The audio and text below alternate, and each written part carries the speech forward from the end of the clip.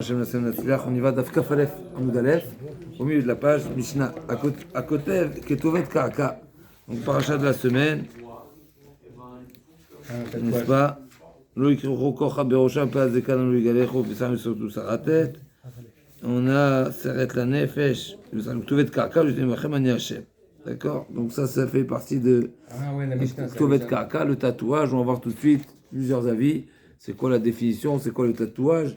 Et quand est-ce qu'on est chayav? Donc ça fait partie, pourquoi on parle de Ketovet Karaka ici? Ça fait partie de la liste des lavim pour lesquels on est chayav Malkout, Elouen Alokin, n'est-ce pas? Ketovet Karaka, celui qui fait un tatouage est chayav Malkout. Donc c'est interdit dans la Torah de faire un tatouage. Kotev Ketovet Karaka, Katav velo kikea, kikea velo katav velo chayav, vatchertov vekakea. Beyado, ou bikol davar shu roshem. Donc pour être chayav de Malkout, il faut que ce soit une écriture, mais pas seulement un tampon, pas seulement si c'est superficiel comme ça, n'est-ce pas, s'écrire avec un feutre, un stylo de l'encre sur la peau, c'est pas chayav. Il faut que Ketovet Karaka, il faut que ce soit incrusté comme une gravure. Bon, ça s'appelle une gravure, ça s'appelle un tatouage, mais c'est à l'intérieur. L'agma va nous détailler comment ça se passe le tatouage. Rabbi Shimon Yehuda Omer, Rabbi Shimon de Rabbi Ben Yehuda, Mishum Rabbi Shimon Omer, Eno chayav achirtov Shem, Achirtov Shem, pardon, est Hashem. Donc on est chayav seulement si on écrit le nom d'Hashem. J'ai vu ça, alors nous, il y a des gens qui écrivent le nom d'Hashem. Incroyable, je ne sais pas si c'est quoi cette. Ok, là, nous. Chez Neymar. Ouais, tatoué le nom d'Hashem. Chez Neymar, Ketovet Karaka l'utenu bachem ani Hashem. On apprend d'ici pourquoi c'est marqué ani Hashem. Alors souvent, on en fait une dracha, Ani Hashem, des fois c'est Ani Hashem, Neman et Shalem Sachar, Neman Paramina Rechaim, Ani Hashem ici, le Ani Hashem qui est mentionné, qui est précisé, on sait, tous les ordres sont par Hashem, n'est-ce pas? C'est quoi Ani Hashem? Non, je suis Hashem, c'est pour me dire, c'est pour nous enseigner ici que l'interdiction, elle concerne le tatouage du nom d'Hashem. On va voir un avis différent qui dit que c'est le nom d'Avodazara, on y arrive. Donc on a premier avis qui parle de Ktiva, mais il ne nous a pas dit quoi. Deuxième avis qui nous dit qu'il faut que le tatouage, c'est le tatouage du nom d'Hachem. Aman de Ravacha Bere de Raval de Ravashi, Atirtov Ani Hachem Amash. D'après Ravacha Bere de Rava, c'est marqué Ani Hachem, donc il faut qu'il marque Ani Hachem. Donc il met sur lui Ani Hachem. On est bon? Il se prend pour un dieu. D'accord? Atirtov Ani Hachem Amash. Amale, lo, kedetane bar kapara, enocha veshachdev Shem avodat kochavim, shenema. Ou Ketovet Karaka l'utenu bachem Ani Hashem velo acher. Donc là, on a dit, donc ici, il y a trois interprétations. C'est quoi le Ani Hashem? Est-ce que Ani Hashem, c'est d'écrire le nom d'Hashem, ou bien c'est d'écrire Ani Hashem, ou c'est d'écrire le nom d'Avodazara? Ani Hashem, en réalité, comment on est Doresh le Pasouk? Je suis Hashem, et donc n'écrivez pas le nom d'une Avodazara. Trois manières d'être Doresh le Pasouk. On est bon ou pas? Une petite réflexion. J'avais lu une fois, j'avais lu même une tchouva des poskim qui demande, la question a été posée, est-ce qu'on doit, celui qui a fait une Ketovet Karaka, est-ce qu'il doit l'effacer? Aujourd'hui, il y a des moyens très durs, c'est pas propre, on n'efface pas totalement, c'est pas net, mais il y a ce moyen d'effacer la Ketovet Karaka. Alors ce qui est intéressant, c'est parce que, pourquoi je rappelle ça, parce que la définition de Ketovet Karaka, comme il nous dit Rashi, c'est inscrit d'une manière indélébile. Je vous lis les mots de Rashi. Rashi dit, ça va être l'Agma, c'est l'Agma de la suite. L'Agma dit, je vous lis Rashi à la Torah. D'accord? Et il dit ici, Rashi, il dit un petit peu différemment, venir abo kol hayamim. D'accord? Donc c'est indélébile. Voilà. Alors, la question qui était posée, c'est donc c'est ça la définition d'un tatouage. Un tatouage, c'est indélébile. Et donc, la question était posée, celui qui a fait, est-ce qu'il a le devoir d'aller effacer? Réponse, non. L'interdit, il est fait. Il n'a pas l'obligation. S'il veut le faire, voilà, pour ne pas garder sur lui il est entaché, si on veut, il est marqué, c'est le cas de le dire, par une faute, il peut le faire, mais il n'a pas l'obligation. Le Bouger ne dit pas celui qui a écrit une Ketovet Karaka va te faire une opération pour le faire. Au jeu, ça se fait encore une fois, c'est très douloureux, mais c'est quelque chose qui se fait, c'est pas net, ça laisse même des marques, etc. Peut-être aujourd'hui, ils ont des moyens plus. Hein? Oui, il y a Choliot. Je ne sais pas, peut-être aujourd'hui il y a des moyens qui permettent de le faire d'une manière, mais en tous les cas, comme ça j'ai entendu les possibles disent, il n'y a pas de mitzvah, c'est la page toute. Celui qui a mangé, n'est-ce pas, il a mangé pas cachère, mais il a mangé pas cachère. Ce qui est fait est fait. L'interdit, c'est de faire. La Torah n'a pas dit si tu fais, enlève-le. Quelque part, l'interdiction, plus précisément, l'interdiction n'est pas d'avoir sur soi un tatouage, c'est de faire le tatouage. Une fois qu'il est fait, c'est fait alors. Il est fait, il est fait. T'as pas l'obligation de le défaire. Maintenant, voilà, les personnes me disent, celui qui se sent mal avec ça, et voilà, il veut pas s'afficher comme avoir transgressé quelque chose. Ah, peut-être une achamie, peut-être ce serait même bien et même peut-être conseillé, mais en tout cas, c'est pas l'obligation de la Torah. Ok. Alors Amar Rav Malkeya. Donc on a dit encore une fois, le Tanakama nous parle d'un Ktav, il nous a pas précisé quoi. Dans la Mishnah, c'est mentionné Ani Hashem, donc c'est le nom d'Hachem. Et là, il y a trois avis. Est-ce qu'il faut le nom d'Hachem? Est-ce qu'il faut écrire Ani Hashem? Ou c'est un nom de Avodah Zarah? D'accord? Donc trois avis, c'est qu'est-ce que j'apprends de Ani Hashem? L'Agma a dit Amar Rav Malkeya. Un tatouage. Malkeya. Donc il y a Rav Malkeya, Rav Malkeyo, on va voir tout de suite. Amar Rav Malkeya, Maravada Barava, Asur Lola Adam, Shiten, Efer Makle, Al Gabe Makato, Mipne Shenir It Kektovet Karka. Donc de laisser de la. N'est-ce pas, de la Efer Makla, donc c'est de la Efer, c'est de la cendre, n'est-ce pas, sur une plaie. Et ensuite, il y a, a priori, ça va, d'apparence, on dirait que c'est. D'accord. Mais le Mefarshim dit ici, qu'est-ce qu'il dit Rashi, qu'après la cicatrisation, ça va rester. Donc c'est vraiment indélébile. C'est indélébile, ça va laisser un bleu, ça va laisser une tache. Et le henné de la mariée. J'ai entendu ce que tu dis. J'ai entendu. Ça reste longtemps, mais c'est pas indélébile. Il y en a qui restent 2 semaines, 3 semaines. 2 semaines, c'est rien. Oui, mais c'est pas indélébile. D'accord. Je vous lis ici ce qui est marqué, Mechila. Et des femmes, elles sont incluses dans ce. Alors dans Rashi, c'est pas effectivement, c'est pas forcément machma que c'est indélébile. Je vous lis Rashi et faire makle davka kama. On parle davka de la cendre, qui est la cendre qui est le fruit de quelque chose qui a brûlé, n'est-ce pas? Il dit pourquoi davka et faire makle. C'est pas seulement de la poussière, c'est de la cendre. Pourquoi? Les fiches chez kashai, ça veut dire que c'est quelque chose qui dure. Littéralement, dur, pas en temps, pas dur, mais dur en temps.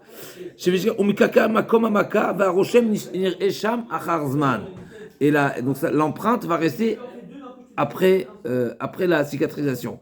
Et c'est pas marqué que c'est indélébile. C'est pas précisé dans Rashi, mais effectivement dans certaines notes, c'est marqué que c'est une chez Mashir Roshem Bemakato. Je vous lis dans les notes, c'est mentionné peut-être au nom du Ritva, qui dit qu'en réalité, et je réponds à votre question, qu'en réalité, c'est pas Issour de Horaïta, c'est Issour de Rabanan. Et d'ailleurs, c'est les mots de la Gemara, Mipne Shinir It Kektovet Karka. Donc c'est d'apparence. Et donc c'est Issour de Rabanan, parce qu'encore une fois, ça, maintenant, c'était quoi le but? Je ne sais pas pourquoi il le faisait. Est-ce que ce faire Maklé, est-ce que Mikla, est-ce que c'est pour la cicatrisation? Je ne sais pas pourquoi il faisait ça, mais en tous les cas, l'interdiction, c'est parce que c'est Nir et Kektovet Karka. Donc là, on est encore beaucoup plus large. C'est sûr que c'est pas d'écriture ici. C'est pas marqué qu'il va écrire avec ce qui va marquer quoi que ce soit. Mais c'est quelque chose qui reste longtemps. Encore une fois, dans Rashi, c'est pas marqué que c'est indélébile, comme dans Rashi à la Torah, ou comme chez nous pour l'écriture, mais c'est quelque chose qui dure. Alors effectivement, j'entends la question, peut-être que ça serait au maximum des Rabanan, mais du fait que c'est pour Tzorer Refoua, les rois,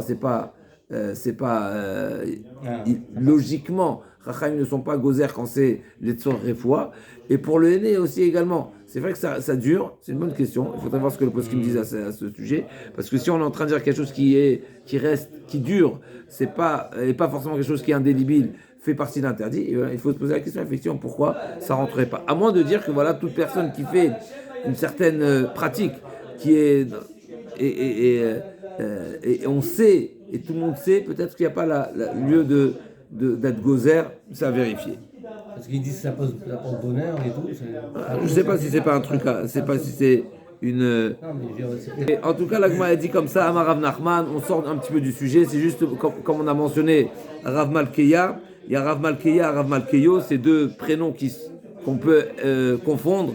Alors l'Agma a dit, il y a un certain nombre de halachot qui ont été dit par Rav Malkeya et une autre liste par Rav Malkeyo. L'Agma a dit comme ça, Amar Rav Nachman Bered Ravika, Shfud, Shfachot, Vegumot, Rav Malkeyo. Ces trois halachot ils ont été dits au nom de Rav Malkeyo.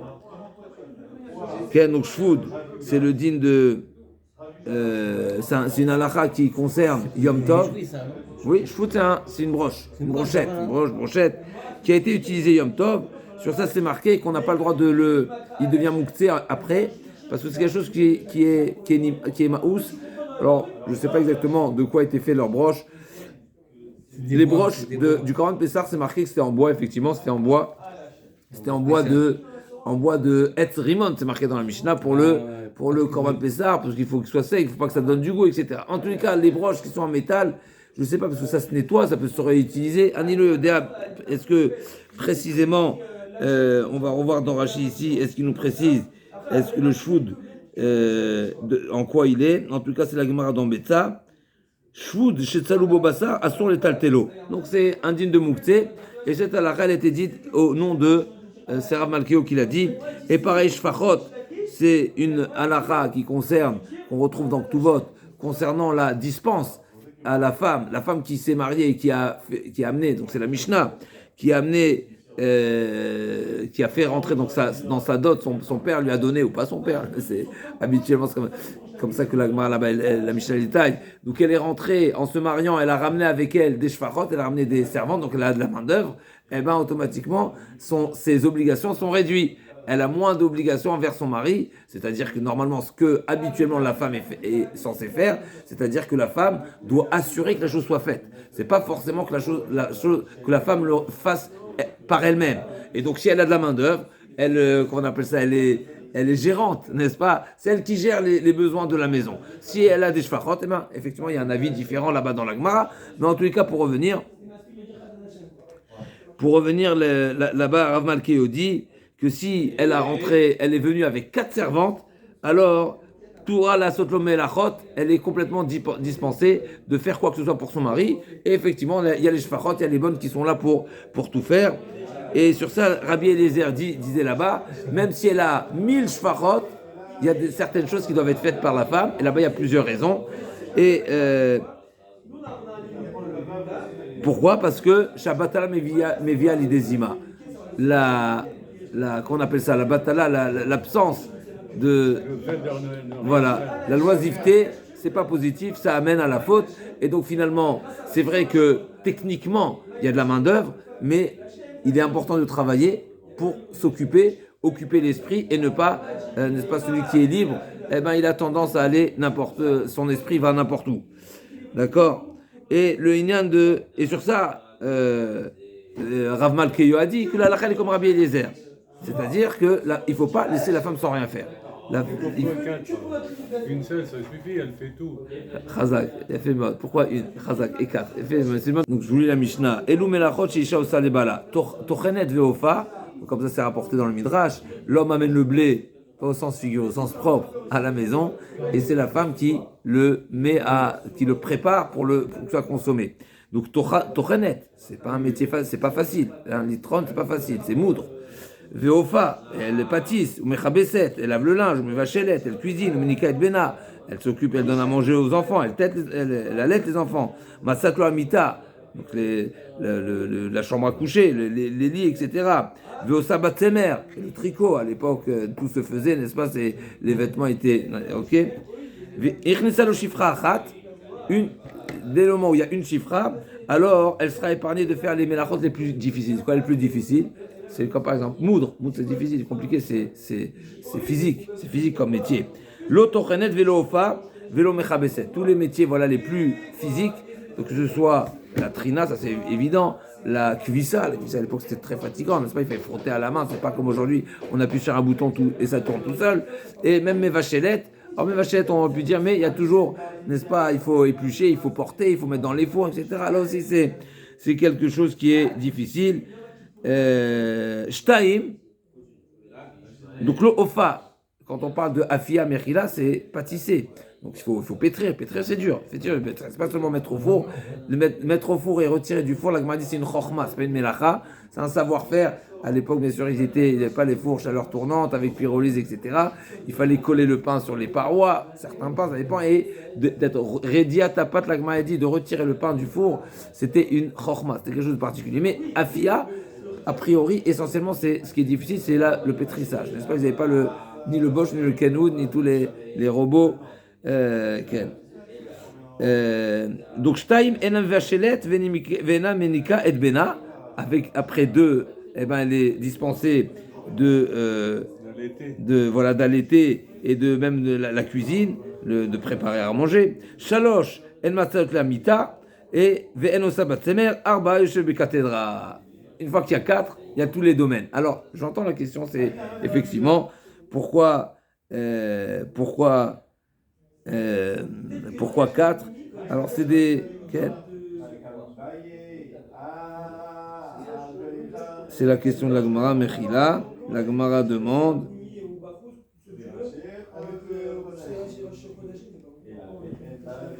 C'est la question de la Gemara, je retrouve...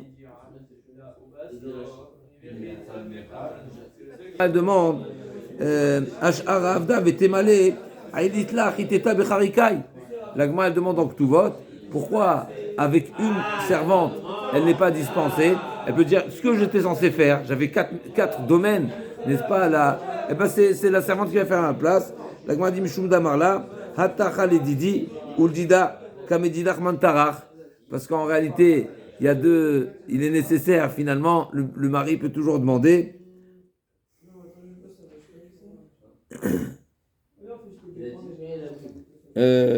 Si la femme de ménage en question, donc la chifra, elle va se préoccuper de moi, eh ben, qui est-ce qui va s'occuper de toi? De toi-même. Ok. Alors, après, oui, on ne comprend pas exactement la réponse, parce que si elle était seule, elle aurait tout fait. Okay. Donc finalement, il y a toujours une... Ok. Et après, la Gemara va demander la même question qu'en 2 et qu'en 3, pourquoi ça ne dispense pas totalement. Et la Gemara va dire que quand il y a beaucoup de monde dans la maison, eh ben, il y a besoin de plus de travail, et donc une ça ne suffit pas. Mais encore une fois, a priori, ça ne répond pas totalement à la question, et on voit que Rachamim, comme ça, ils ont partagé les choses. Et malgré tout, il y a quelque chose qui n'est pas explicite dans la Mishnah, mais explicite dans la Gemara, c'est que malgré tout, la femme, c'est elle qui servira le mari. C'est-à-dire, Mozegedo et Takos, les différentes, on va dire, pratiques qui sont intimes. Je ne parle pas de la vie intime, je parle de ce qui est, qui en général, c'est seulement une femme qui fait à son mari. Et ben, ce sera la femme qui le fera et pas une étrangère. Ok, en tout cas, on ferme la parenthèse. Et donc là, Gemara a dit, donc ce din de shfoud, de shfachot, vegumot. Le din de gumot, c'est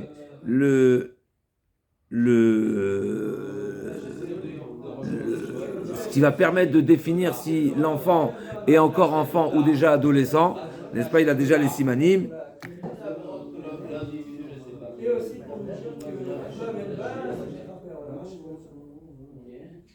Et sur ça, la Gemara elle précise que les jetés séharot ne seront un siman de puberté seulement si il y a des goumottes. Donc des goumottes, ça veut dire que comment nous dire Rashi ici, Mechila.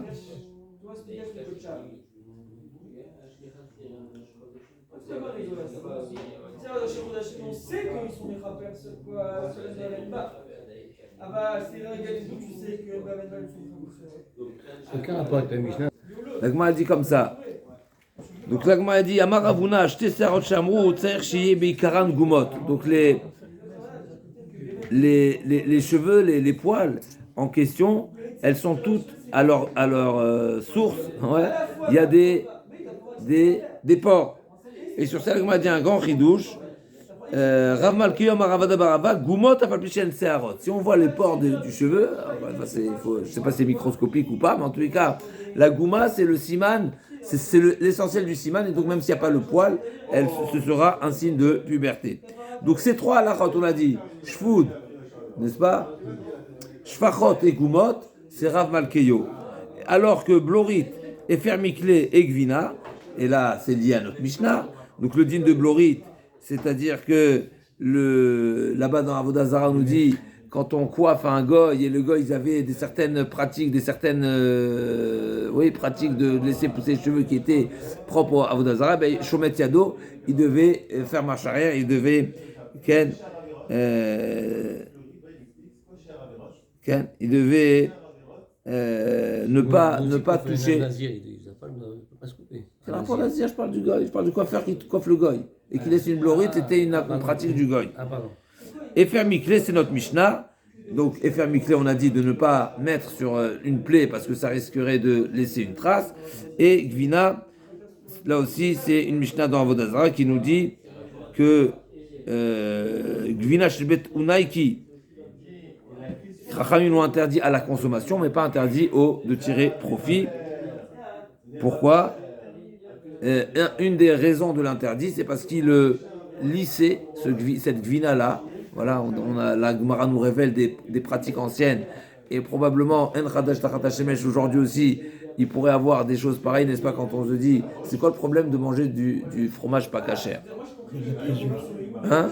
C'est quoi le présure, Chazak ou Baro? Non, il y a des tolaïm des fois. C'est de l'intestin ou de... Alors la Gemara dit là-bas, vous savez ce qu'il faisait? Il lissait le fromage avec de la graisse animale, de la graisse de chazir. Comme ça la Gemara a dit, c'était pour ça que la gvina. Donc même si tu sais très bien que ce fabricant de fromage là, comment il s'appelle, ce fromager, il a un élevage que de bêtes cachères, et donc il n'y a que du lait cachère, d'accord? Malgré tout, la question c'est comment il a été préparé. Et la Gemara a dit que un des interdits, c'est qu'il le lissait, il le faisait briller, il le grassait avec du gras de chazir. Et donc c'est pour ça que c'était assour be'achilam, c'est pas assour be'ana, d'accord? Et ces halachot-là ont été dit par Rav Malkeya. Donc Efer Mikle et Gvina, Blorit, Efer Mikle et Gvina, ces trois halachot ont été dit par Rav Malkeya. On referme la parenthèse, juste pour se rappeler qui a dit quoi, entre Malkeyo et Malkeya. La Gemara a dit Rav Papa Amar Matnitin ou Matnita Rav Malkeya. Toutes les halachot qu'on a trouvées dans les Mishnayot, c'est Rav Malkeya. Shma Teta Rav Malkeyo. Quand c'est des citations qui ont été dites ensuite, plus tard, pas forcément des Tanaïm, pas forcément des Braithot ou des Mishnayot, c'est Rav Malkeyo. Vesimanach Matnita Malketa. Matnita Malketa. Donc Malkeya et Malkeyo. Maï Benayu Ika Benayu Shfachot. C'est quoi la halakha de Shfachot qui est discutée? Est-ce que c'est Rav Malkeyo ou Rav Malkeya? Le din de Shfachot, c'est un din de la Mishnah. Donc c'est Malkeyo ou Malkeya? C'est ça la marloquette qui est entre les deux. Si on dit que le premier avis c'est Rav Malkeyo, d'après le deuxième avis c'est Rav Malkeya. Ravi Barabaye Kapid, Afilou Arivda Dekusilta. Donc Ravi Barabaye, il était Makpi, donc concernant, on revient à cette halakha de ne pas mettre de cendre sur la plaie, et il disait même sur la tache, n'est-ce pas, qui pourrait suite à la prise de sang, c'est pas la prise de sang, c'était une saignée qu'il faisait à l'époque, alors il mettait pas là-bas de Efer Maklé, donc a priori encore une fois c'était un cicatrisant, ou c'était, je sais pas, ou un coagulant, je ne sais pas pourquoi, dans quel but ils utilisaient la cendre, mais en tout cas, même après la saignée, ils ne mettaient pas cette cendre-là, donc a priori la saignée, la surface de la plaie, elle n'est pas importante, c'est à peine c'est un pic. Alors même s'ils n'avaient pas peut-être comme aujourd'hui, des moyens très, très, très fins, mais parce que voilà, à l'époque même les comment ça s'appelle, toutes sortes de comment on appelle de vaccins, ils laissaient des marques, etc. Vraiment pas belles. Donc on peut imaginer qu'à l'époque également. Mais en tous les cas, ce qui est sûr, c'est que c'était pas une grande plaie. Et malgré tout, Ravi Barabaye était makpid. Ravashi Amar, Kol Makom Sheesha Maka, Makato Mochiach Alav. Et donc là, ici, on a peut-être une source, et c'est ce qu'on retient. Ravashi dit, si on voit qu'il y a une cicatrice, donc on sait très bien que ça a été fait pour la cicatrice et que ça n'a pas été fait pour la ktovet karka, et donc c'est autorisé. Donc si on retient Ravashi, peut-être que toutes les coutumes, voilà, comme le aîné et comme le mercurochrome, ça c'est encore plus simple. On voit que c'est pour une raison particulière, ou pour voilà, et qui n'est pas ktovet karka, alors c'est autorisé. En tout cas là, la Gemara ne parle pas du aîné, elle parle de du Efer Maklé. Et donc peut-être que la cicatrice est mochiar, que ça a été mis pour cicatriser ou pour coaguler, etc. Et tout ça nous précise, Vechen alacha. Ok. Nazir, on revient maintenant à la liste des passibles de Malkout. Nazir, on avait déjà mentionné précédemment, Nazir Shaeshote Yain Kolayom. Donc le Nazir qui boit sans cesse, d'accord, un verre après l'autre. Combien de Malkout il est passible? N'est-ce pas? Chaque révite, chaque verre, tous les quarts d'heure, n'est-ce pas? Tous les combien de temps? Combien son action va le rendre passible de Malkout? Qu'est-ce qu'on avait vu? Tout dépend s'il a été prévenu ou c'est dans une même, n'est-ce pas, dans une même Souda. Voilà, pas Souda. Dans le Souda, s'il est prévenu, dans le Souda, chaque verre, on dit arrête de boire et il boit. Il y a une bouteille devant lui. Ça change pas. Mais Voilà. s'il se resserre deux, trois Ça fois, change pas. Ce qui change, c'est ce qu'il a été prévenu à chaque fois. Chaque fois qu'il est prévenu, avant de boire, on le prévient. Sache, tu es nazir, tu n'as pas le droit de boire. Si tu bois, tu prends des coups. Et il boit, il prendra des coups. Il a bu une fois, il prendra une fois. Il a bu 10 fois, 10 fois. Par contre, il a été prévenu une fois et il a bu 100 litres, eh ben, il se fera un seul malkout, même s'il a bu tout au long de la journée. Donc, nazir she'achoté yayin kol hayom en chayav el achat amulo al tishte vous shotez chayav al kol achat ve'achat. Donc, on sait que c'est hatraot mechalkot. C'est ça la règle à retenir. Hatraot mechalkot. C'est la mise en garde qui va faire la coupure, la séparation, et elle va multiplier les peines et les condamnations. Ayam pareil pour metame la metim. Ayam metame la metim kol hayom eno chayav el achat amulo al titma vous metame chayav al kol achat ve'achat. Et pareil, de même que le nazir il a l'interdiction de boire du vin, l'interdiction de s'impurifier. Alors on voit dans Masechet Nazir en ce moment, n'est-ce pas? On sait que l'interdiction pour le nazir de s'impurifier, c'est même de rester impur.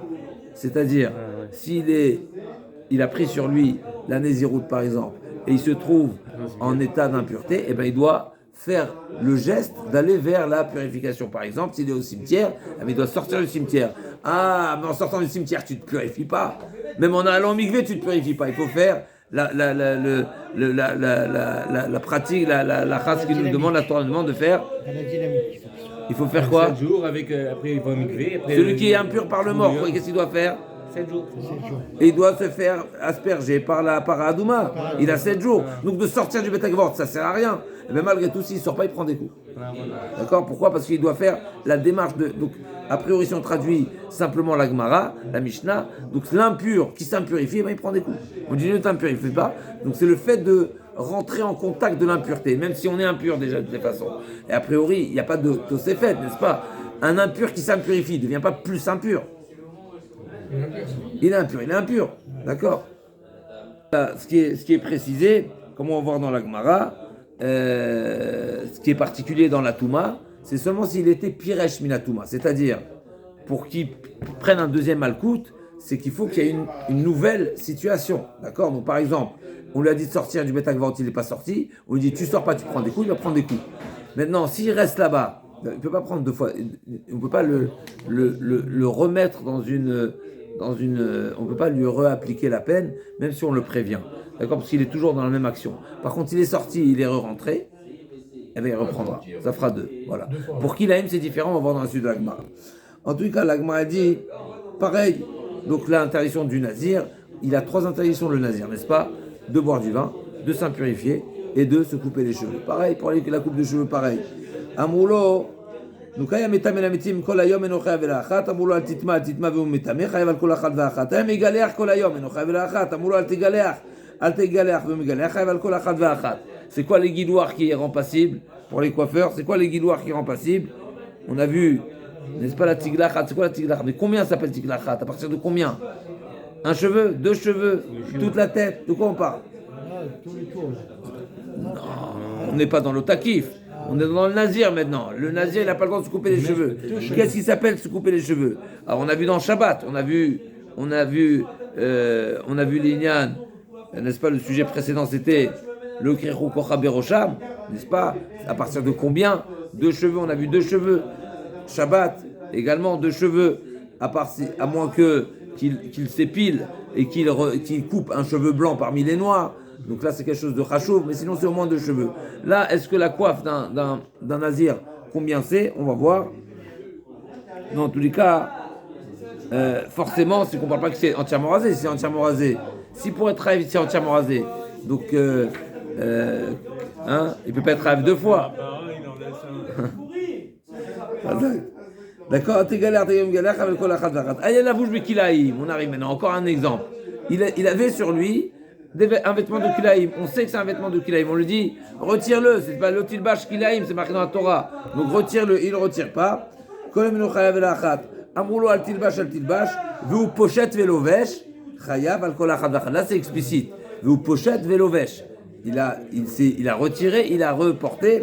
Alors, il sera chayav sur chaque fois qu'il le porte. Yesh choresh telemecha, la Mishnah nous dit, cette fameuse cas de figure, tolem telemecha, yesh choresh tolemecha, d'accord, choresh, labouré, telemecha, un sillon, une rangée, une ligne, n'est-ce pas? Et vechayav alav mishum shmone lavim, on pourrait trouver 8 interdits par une action. Avec une harisha. Quel rapport? Quel interdit? Qu'est-ce qu'il peut avoir comme interdit quand je laboure? C'est quoi l'interdit qui est lié au labourage? Quand ça sort de labourer? Shabbat. Chazak. Alors vas-y, qu'est-ce qu'il y a? On va voir. 8 interdits.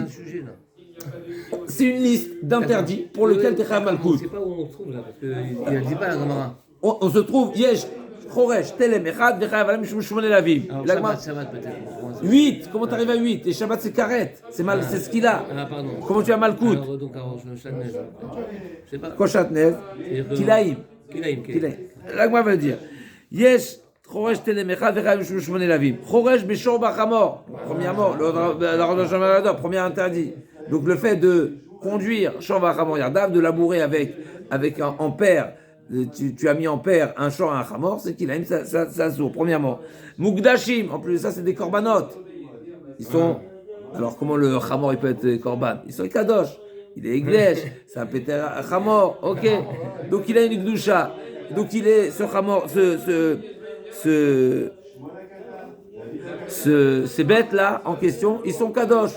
L'agma va nous dire, comme on l'a dit, donc c'est péter echem, que ce soit. Bema Théora, Bema Tmea, les deux ils ont une gdusha. On n'a pas l'ota avod bivchor shorecha, l'ota goz bechor tzonecha. Donc on n'a pas le droit de travailler avec le bechor, n'est-ce pas bechor? Pas que le bechor, mais il y a isur giza va'avoda, ce qu'on appelle dans les kodashim. Donc il a premièrement c'est kilaim, deuxièmement il y a l'interdiction parce qu'ils sont kadosh, troisièmement kilaim bakerem, il laboure alors que son champ il est planté Shatnez, il est planté Kilaïm, Kilaïm, donc c'est Sadechalo Tizra Kilaïm et Kilaï Kerem, donc c'est le Kilaï Kerem précisément, c'est le mélange entre la vigne et les céréales, d'accord?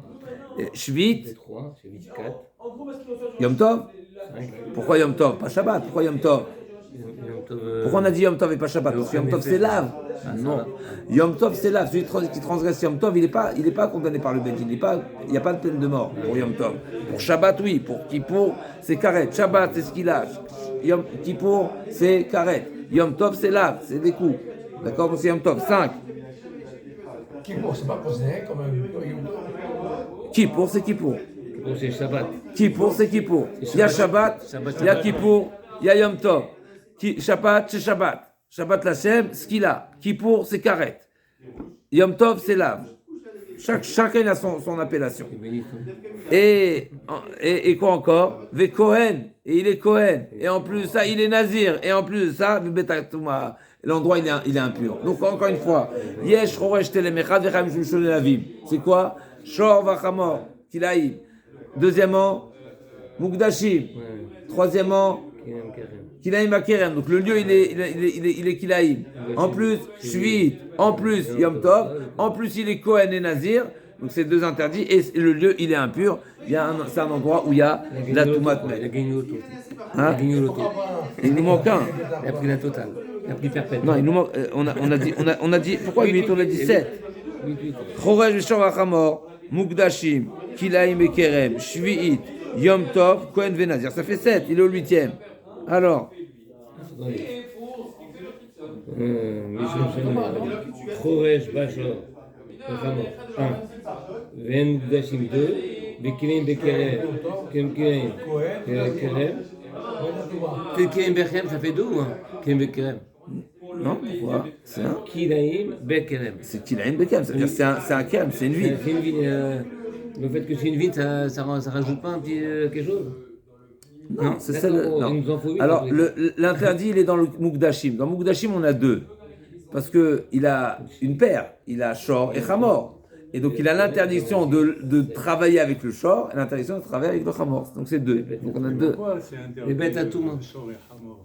Ce qui est marqué dans le Rabbeinu Bechaye ramène sur le Passouk. Vekatav Acham Rabbi Avraham, Betar mitzvazu, ki Hashem chamal al kol ma'asav, ki en koach hachamor, ki koach hashor. Ils ne sont pas, le shor et le Ça va les faire chamor s'ouvrir, ça va les faire s'ouvrir. n'ont pas les mêmes Ça va capacités. les faire. Chacun sa force. Le chamor, sa particularité, c'est d'être capable de supporter. Il a les œufs durs, ce qu'on appelle, n'est-ce pas, il a les œufs durs, il est capable de supporter les charges. Mais il n'est pas forcément aussi habile, aussi rapide, aussi. C'est pas son. La charisha, en général, c'est pas avec le chamor qu'on fait la charisha, c'est avec le shor. Et donc. Même ça craint Et donc, Aksnia, et donc, d'après ça, il dit Rabbeinu Bechaye, d'après ça, la logique, si la raison de la mitzvah, en tous les cas, c'est la raison de la mitzvah, donc on ne comprendrait pas pourquoi l'interdit s'applique également pour toutes les autres bêtes, puisque nous savons que quand la Torah dit Shor v'Chamor, c'est pas seulement Shor v'Chamor, c'est deux bêtes qui sont pas de la même catégorie. Donc même s'il n'y a pas cette différence, on va dire, et cette incompatibilité, ce sera aussi interdit. Donc c'est l'action de Rabbeinu Bechaye demande, si c'est comme ça que tu définis le terme de la mitzvah, on ne comprend pas le reste. Alors, on va rappeler ce que mes farshim disent, les rishonim disent, que quand on donne une raison à la mitzvah, un ta'am, une explication, ça ne veut pas dire forcément que ça englobe toute la mitzvah. Mais en tout cas, on voit aussi que le Rabbeinu Bechaye était dérangé par cette explication, parce que si c'est une explication qui est propre à Shor v'Chamor, comme le Passouk dit, il n'y a pas de problème, mais tu ne comprendrais pas le reste. Alors effectivement, c'est sûr que pour le reste, il faut également trouver une explication. Je sais, il ajoute, Avalikar ta'am, il dit Rabbeinu Bechaye, la raison de l'interdit, c'est que si tu les mets en paire pour le travail, soit pour le labourage ou autre chose, même c'est porter la charge, ce qu'on a dit, le tacharosh à nouveau, c'est Dibera Katuv Baové, c'était l'habitude de se faire, voilà, quand une personne, il n'est pas forcément fortuné, donc il a un shor pour le travail, il a un chamor pour le transport, et quand il y a du travail qui est dur, eh ben, il va les associer pour travailler ensemble. Eh ben, on risquerait, Chas v'Shalom, de faire de les accoupler également. Et donc la Torah dit, tu les sépares totalement. Bon, Hachem, ça nous rappelle un petit peu ce qu'on a dit hier au Shiur. Des fois, là c'est halakha, là on parle de l'interdiction de la Torah, mais des fois il faut savoir que l'interdiction, même si elle n'est pas, c'est le risque de s'étendre et de déraper ailleurs. Donc je vous lis dans les mots.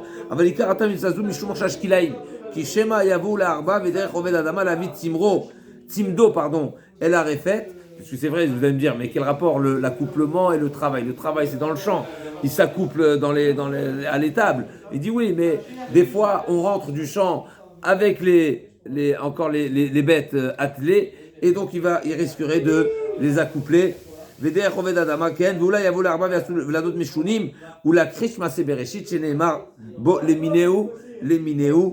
Et donc la Torah nous met en garde alors c'est intéressant parce que là encore une fois il va dans l'explication de pourquoi ne pas faire des accouplements qui sont comme ça par des accouplements, des croisements.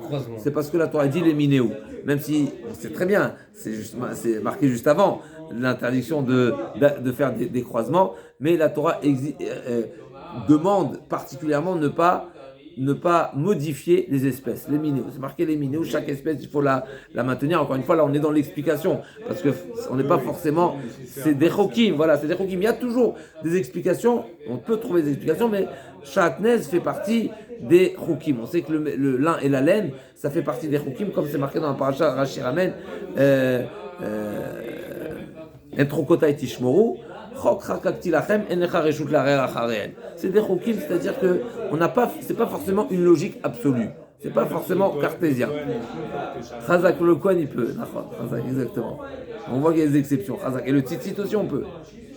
D'accord, Chazak. Ok, donc ça, on a. Ken. Et voilà, les goïms, ils ont ça interdit, hein, les goïms. Parce qu'ils font des bidules, ils font des croix. On est bon. Hanania ben Rachina Yomer, Afalovesh Kilaim. C'est quoi Afalovesh Kilaim? Qu'est-ce qu'il ajoute ici? Il ajoute le 8e, le 7e. Voilà, Chazak. On était en train de dire qu'on avait une liste de 8 lavim en simultané par une harisha. Ça veut dire une harisha, un labourage d'un télème. Voilà, il peut, en une action, il peut transgresser 8 interdits de la Torah. Mais il dit, mais je peux t'en rajouter, hein. Mais c'est qu'il avait sur lui du shatnez. Il portait sur lui du shatnez, un vêtement de kilaïm. Il dit, mais quel rapport? Ok, tu peux m'ajouter plein de choses, mais c'est pas la harisha même. Tu as raison, s'il porte du kilaïm, mais le port du kilaïm et la harisha n'ont aucun lien.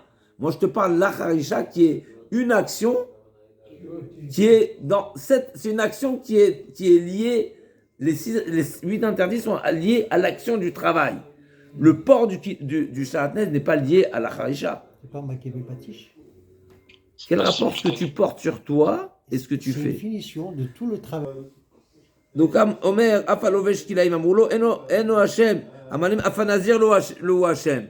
Il a dit, mais le Nazir également. Quand il est Nazir Bevet Atouma, c'est le lieu, le Kohen et le Nazir Bevet Atouma. Il n'a pas de lien avec la Harisha elle-même. Toi, tu m'as dit, tu as 8. Comment tu as 8? Parce qu'il est Kohen et parce qu'il est Nazir Bevet Atouma. Mais cet interdit de se trouver dans un lieu impur n'est pas lié à la Harisha propre. Tout ce que tu m'as cité, l'Otacharosh, Beshor Bachamor, c'est lié à la Harisha. C'est le travail qui est interdit. Mukdashim, c'est un interdit de travailler avec le Mukdashim, n'est-ce pas? Si c'est Shvit, l'interdit de travailler, bah Shvit. Si c'est Yom Tov, l'interdiction c'est la Harisha. Donc là tout va bien. Mais quand tu m'as parlé de Kohen et de Nazir, c'est aucun rapport avec la Harisha. Donc c'est une manière de dire, si tu m'ajoutes des contextes, moi aussi je vais t'ajouter des contextes. S'il a un vêtement sur lui, elle est bonne ou pas? On revient au din de Kilaïm. C'est marqué Kilaïm, Lovesh Kilaïm, Sha'atnez Kilaïm. Celui qui porte le vêtement, il se vêtit, il se déshabille, eh ben il est chayav s'il est prévenu, il est chayav sur chaque fois qu'il porte le vêtement. Qu'est-ce qui s'appelle porter le vêtement? C'est le porter, s'habiller ou même l'enfiler. L'enfiler partiellement, comme mettre le bras dans la manche. Elle est bonne la question ou pas? C'est marqué Lovesh. Lovesh, c'est s'habiller. Est-ce que c'est s'habiller totalement ou même partiellement? Question. Même partiellement, c'est comme si que c'est totalement. Question. La Gemara, laisse la Gemara parler. Question. C'est marqué Lovesh. Lovesh, c'est marqué s'habiller. Est-ce que c'est totalement ou pas? La Gemara a dit Afilou machnes motivian al kidushin. Lo marvé rabacha bered ravika. Il le va fouquer. C'est bon, j'ai compris. D'accord. Donc même si c'est faire entrer, faire sortir, on lui dit il le va fouquer. Alors Rachid nous dit mamash. C'est vraiment faire entrer, c'est enfiler.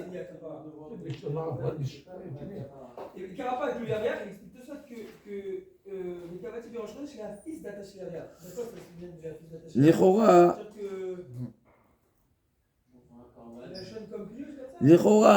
on dirait que c'est pas Rachid ici, c'est Rivan qui nous dit mamash, on a l'impression que c'est totalement. Mais Rachid sur le Rif, comme c'est rapporté ici dans les notes, Rachid dans le Rif dit c'est faire rentrer la manche, c'est enfiler la manche entièrement, mais pas forcément tout le vêtement. D'accord, on est bon ou pas? La main dans la manche, mais entièrement, et marchnis c'est moti totalement, pas un petit peu, entièrement, et même si le vêtement il n'est pas totalement sur toi, et ben tu es chayav. T'as mis une jambe, t'as mis un bras, t'as mis l'encolure peut-être, eh ben tu es déjà chayav. Et la Gemara va dire plus que ça. Ravashi Omer, Afilou Locha et la Kedel Ifshot Velvosh Chayav. L'interdiction, le malkout, il ne sera pas seulement s'il a retiré et reporté, mais c'est le temps de le mettre et de l'enlever et de le remettre qui le rendra passible d'un deuxième malkout. Grand ridouche. Donc ce qu'on a dit tout à l'heure oralement, c'est ce qu'on va retenir, que concernant le kilaïm, eh ben, le fait de rester un long moment, le temps de se de le retirer et de le remettre, et bien pour chacune des malkoutes, il est prévenu à chaque fois. C'est quoi on keli? C'est quoi l'explication? Pourquoi la Sheia aussi on est chayav? En tout cas, dans Nazir, n'est-ce pas, on étudie en ce moment cette question-là. La Gemara a posé la question de Nazir ou Betakvarot. Est-ce qu'il sera chayav seulement s'il y a Sheia, s'il y a un temps, hein, n'est-ce pas? Combien de temps? Est-ce qu'il faudra du temps pour le rendre passif de Malkout ou pas? Et déjà, c'est Tosfot qui soulève ici que la Souga, elle, si elle n'est pas liée à cette question de Sheia. Et dans Beged, dans l'interdiction de porter Kilaïm, eh ben, l'interdiction s'applique même si seulement par le temps et sans l'action. Il y a une autre remarque intéressante, c'est que les Mefarshim disent également qu'il n'y a pas de marloquette entre Rav Achaber de Ravika et Ravashi. C'est discuté en tout cas. Certains Mefarshim disent que c'est pas une marloquette. Seulement, il y a deux paramètres. Il y a deux actions ou pas qui peuvent te rendre passible de Malkout. Un, l'action, donc rentrer, sortir. Deux, le temps. C'est pas forcément une marloquette. La première question était, est-ce qu'il faut le porter totalement? Réponse non, même enfilé partiellement, c'est déjà un interdit. Deuxièmement, quand tu l'as sur toi, le fait de rester vêtu du vêtement, c'est également passible de Malkout.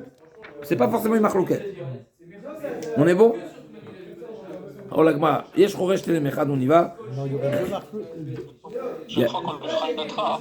Oui, Chazak, bien sûr, il faudra l'atra. Chazak, il faudra l'atra. Mais le chidouch, il est de ces mefarshim.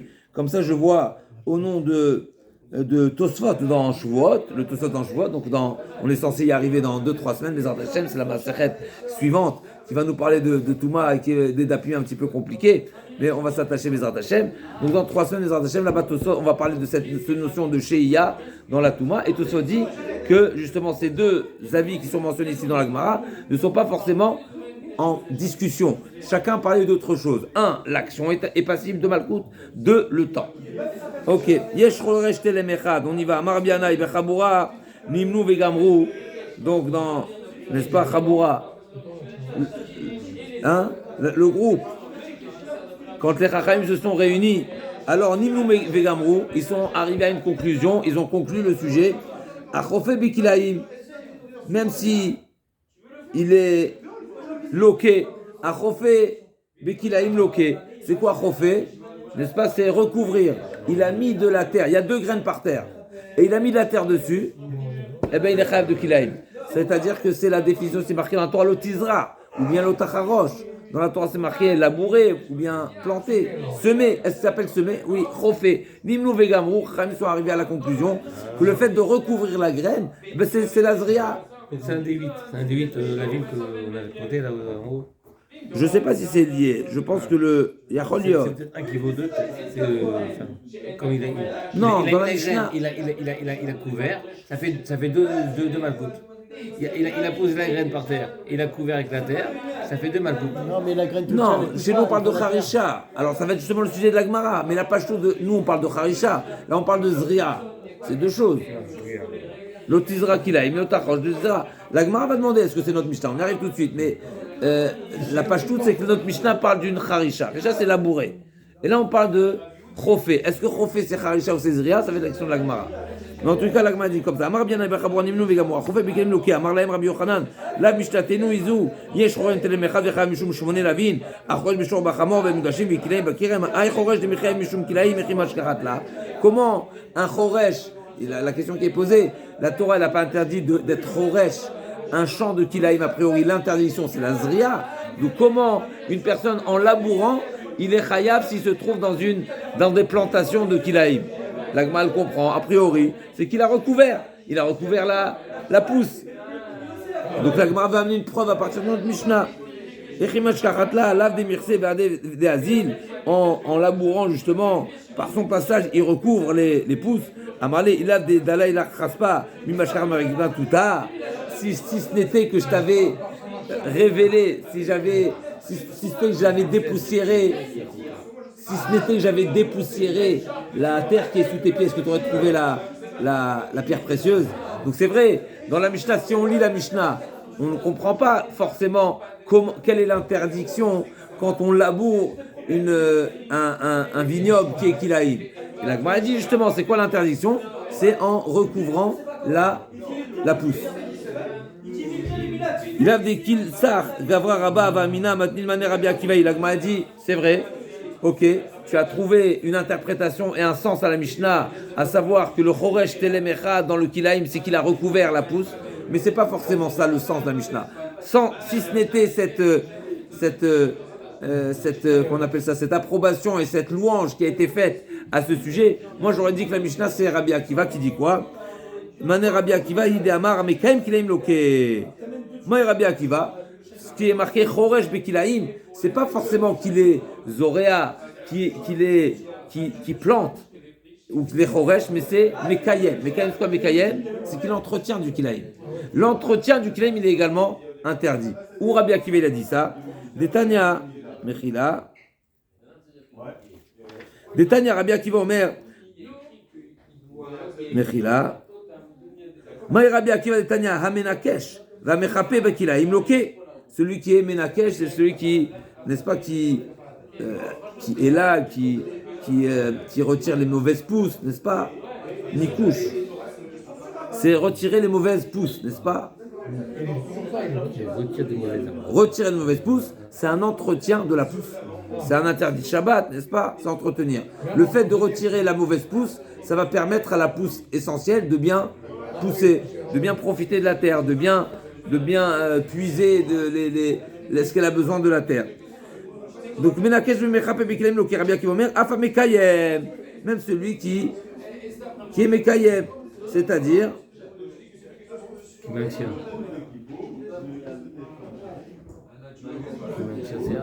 Qui fait maintenir. Ouais. Ça veut dire qu'il n'est pas. Donc le labourage, c'est une manière d'entretenir le kilaïm, de le maintenir, de le laisser. Et donc tu n'as pas besoin de dire qu'il a été chauffé, qu'il a recouvert la pousse, qui est une forme de zria, si on veut, l'echora.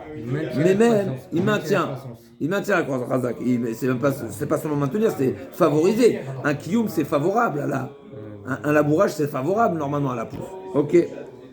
Détania, l'agma a dit, Maïtama de Rabbi Akiva. C'est quoi le point de discussion entre Chacham et Rabbi Akiva? Chacham dit seulement à chauffé, donc il recouvre, ou bien à Menakesh, donc il retire les mauvaises herbes. Mais Rabbi Akiva rajoute même l'entretien. Maïtama de Rabbi Akiva Détania, c'est Decha Utsara Kilaim. Elle est la Zoréa, mais Kaim Minaïtam Lomar, Kilaim, Sadecha, Lo. Donc on apprend du pasouk ici.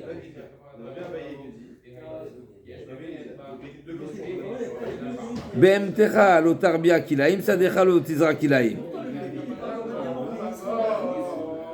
Et donc, comment on lit le pasouk?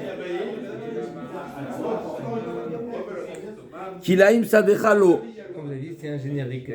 Ça parle de BM. Oui, mais c'est pas ce qui est intéressant, ok? T'as raison, d'accord? C'est quoi qui veut nous faire apprendre? Que même Mekayem, c'est interdit. Même Mekayem. C'est-à-dire, c'est passif. C'est-à-dire d'aider la pousse. Mekayem, laissez la pousse comme elle est, et favoriser, c'est même plus que ça. Amanoula la Rav Nachman, Yom Tov. Si c'est comme ça, pourquoi tu parles seulement de Choresh? S'il est chauffé, il est également Zoréa. Beyom Tov. Amale Tana Veshier. Ok, effectivement, on aurait pu rappeler aussi. Amale Tana Katane Shmoné Ve'atamar Tana Veshier. Le Tana il nous a listé, il nous a donné un nombre. Donc s'il nous a dit 8, c'est 8 et pas 9. Tu ne peux pas me dire qu'il a laissé. Et si oui, Mashiach Daeshir, n'est-ce pas? Amar Rava Yesh Chiluk Melachot B'Shabbat. Ve'en Chiluk Melachot B'Yom Tov. La Gemara dit, Rava dit, Shabbat, chaque melacha Shabbat, elle a sa peine individuelle. Donc Charisha c'est Charisha, Zria c'est Zria. Alors que Yom Tov, il n'y a pas c'est global. Donc celui qui transgresse, même s'il fait plusieurs melachot, il prend un seul malkout pour prendre. Il y a un cumul de Shabbat de pas Yom Tov. Voilà. Pour le Honesh. Ouais. Shabbat, chaque melacha un malkout. D'accord. Donc ça, ce qu'il dit, Amarava, Yesh Chiluk Melachot B'Shabbat, Yesh Chiluk Melachot B'Yom Tov. Marlé Ada Tehe. D'accord, donc il lui a dit, il a validé. Il lui a dit. Il a accepté sa réponse. Ken, je suis d'accord avec toi. C'est rare. Itilé. Chazak, Nachon, t'as raison, c'est pas souvent, Nachon. Non, ce qui est intéressant ici, c'est Rav Nachman. Rava, c'est l'élève de Rav Nachman. Donc, où là, il a posé l'action à Rav Nachman. Rav Nachman lui a répondu Tanavishier. Et Rav Nachman, il a validé la réponse de Rava qui dit non, en réalité, c'est pas Tanavishier, il n'y a pas Zoréa. Il n'y a pas deux, il n'aura pas deux malkout, un pour Chorash, un pour Zoréa. C'est un même là. Itivé.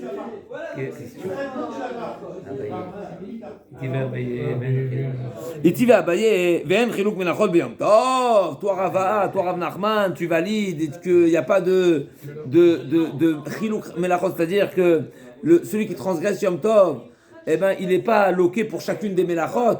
Alors, parce que quand c'est comme ça dans une action, alors que, Vatnan, Mevachel Gid, Bechelev, Bechalav, pardon, Beyom Tov, Veachalo, Loke, Chamesh. Celui qui a cuisiné Yom Tov, on a le droit de cuisiner. Mais qu'est-ce qu'il a cuisiné? Du guide anaché. Le guide anaché, il n'est pas consommable. Et en plus de ça, c'était Bechalav. Le nerf sciatique, carrément. Oui. D'accord. Donc il a été Mevachel. C'est un bichoul qui n'est pas autorisé. Maintenant, c'était du guide. Donc c'est pas consommable. En plus de ça, il y avait du Khalav. Et ensuite de ça. Ça marche ça? Ça s'appelle Bichoul Bassar Bichala? Khazak, c'est un sujet discuté. Est-ce qu'il y a Shnoten Tam ou pas? Begidim, c'est un sujet discuté. Ouais, est-ce qu'il y a Shnoten Tam? Parce que non, Bassar Bichala, c'est du guide. Et ça, c'est une marloquette dans c'est du Tam. Là, c'est une marloquette. On va selon la vie où il y a Shnoten Tam Begid. Ok. Yesh Begidim Noten Tam. Et donc, c'est marqué dans la Braïta. Amevachel guide. N'est-ce pas? C'est guide anaché. Guide anaché, Bechalav, Beyom Tov. Loke ve'achalo, loke chamesh. Loke mishum ochel guide. Loke mishum mevachel, Beyom Tov. Shelo etzorech. Loke mishum mevachel guide, Bechalav. Loke mishum ochel, basar, Bechalav. Donc, il y a l'interdiction de la consommation du guide anaché en soi. Il y a l'interdiction du bichoul, Beyom Tov, qui est un bichoul qui n'est pas autorisé parce que ce n'est pas du consommable. Il y a l'interdiction de cuisiner, d'être mevachel, basar, Bechalav. Il y a l'interdiction de manger du basar bechalav et veloke mishum avara, et il a allumé le feu, il a cuisiné. Donc dans le bichoul, il y a deux interdits. Il y a le bichoul qui est une melacha et il y a l'avara qui est une melacha, il a allumé le feu. Veimita mishum avara lo lichiev de'ayechayev mishum bishulo. La Gemara a dit, comment se fait-il dans cette braïta? Il est chayav et pour le bichoul, d'après toi, il n'y a pas chilouk melachot beyom tov, donc il n'est pas censé être chayav et mishum bichoul et mishum avara. Les deux, c'est des interdits de yom tov, donc il devrait avoir un seul malkout. Question, on est bon? Pourquoi deux? Il y a un seul, c'est une transgression de yom tov. Amarlé, la Gemara a dit, effectivement, apik avara ve'ayil gidanaché shel nevela. La Gemara a dit, effectivement, le cinquième, c'est pas l'avara, mais donc il n'y a pas avara et bichoul, et donc Aïl guidanaché chez le Nevela, on parle ici d'un guidanaché qui n'est pas kasher, qui n'était pas consommable. Pourquoi? Parce que c'était pas une bémachrité. Donc c'était et guidanaché et Nevela. D'accord? Veatane, si c'est comme ça, il a encore un issour de achila, alors il a 6. Veatane Rabichia lokeshtaim al achilato ve shalosh al bishulo ve imita shalosh al achilato chayav. Et la pikavara va il a fait ashera vazarte meachal lo idbak beyatra meuma. Donc la Gemara elle a refuté cette réponse. Mais on peut se poser la question parce que si c'est de la nevela, alors de la nevela à mechila. Si pour la nevela il y a l'interdiction de achila, c'est justement la question de la Gemara. Loke shteim al achilato. Donc forcément il n'y a que deux interdits qui sont guidan haché et basar bechalav. Et shalosh al bishulo.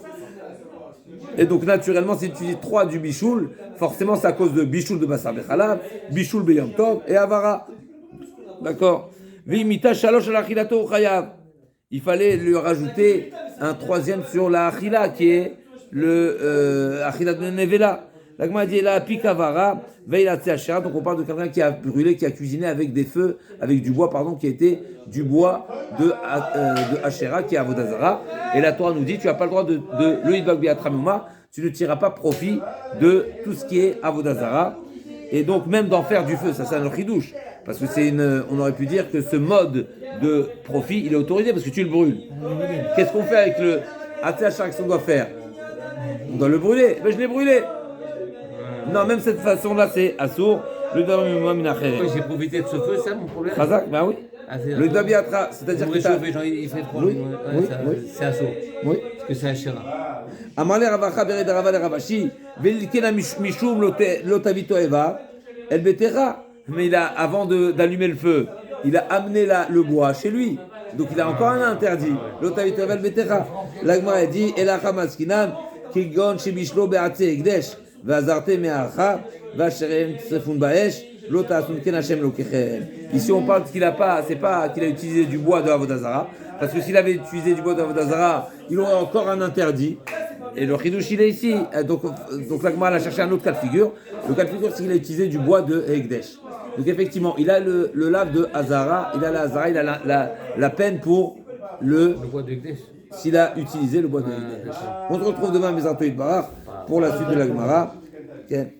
Et l'Agmara va revenir encore à ce sujet-là. Pourquoi on s'est arrêté à 8 et il devrait avoir plus de Issourim dans la Harisha.